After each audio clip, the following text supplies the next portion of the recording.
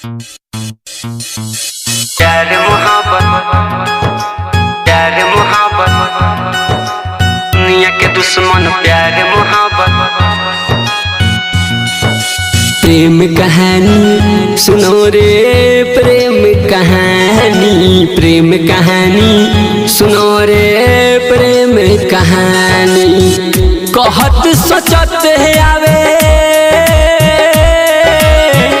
कहत सोचत आवे अखियों से पानी।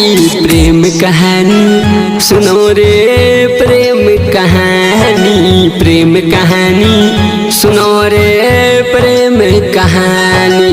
प्यार मोहब्बत दुनिया के दुश्मन प्यार मोहब्बत, प्यार मोहब्बत दुनिया के दुश्मन प्यार मोहब्बत। प्यार मोहब्बत दुनिया के दुश्मन प्यार मोहब्बत, प्यार मोहब्बत दुनिया के दुश्मन प्यार मोहब्बत। जालिम दुनिया ही कितना सतैले, सच्चा प्यारे आके घुटा नटे कोइले, सच्चा प्यारे आके घुटा नटे कोइले।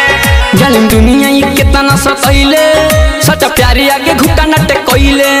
सुनील की आरती ससुरा सारा जिंदगी ही विधवा बिताई है। कल युग में अमर रहे, कल युग में अमर रहे बन के कहानी। प्रेम कहानी सुनो रे, प्रेम कहानी, प्रेम कहानी सुनो रे, प्रेम कहानी। प्यार मोहब्बत दुनिया के दुश्मन प्यार मोहब्बत, प्यार मोहब्बत दुनिया के दुश्मन प्यार मोहब्बत। प्यार मोहब्बत, प्यार मोहब्बत दुनिया के दुश्मन प्यार मोहब्बत। अमन रिकॉर्डिंग स्टूडियो दिल्ली। छोटू आरती के प्यार के सच्चाई आज रहुआ लोग से बताई।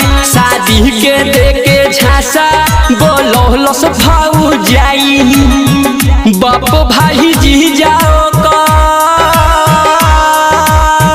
बाप भाई जी जाओ कर छीन लो जिंदगानी। प्रेम कहानी सुनो रे, प्रेम कहानी, प्रेम कहानी सुनो रे, प्रेम कहानी। प्यार मोहब्बत दुनिया के दुश्मन प्यार मोहब्बत, प्यार मोहब्बत दुनिया के दुश्मन प्यार मोहब्बत। प्यार मोहब्बत दुनिया के दुश्मन प्यार मोहब्बत, प्यार मोहब्बत दुनिया के दुश्मन प्यार मोहब्बत। आरपी सोहना संवरिया गीतकार जब पढ़ले हैं अखबार, हीर रंझा से भी बढ़ के बाकी कल युग के ही प्यार। सोशल मीडिया से, सोशल मीडिया से ओढ़े से बतिया के जानी।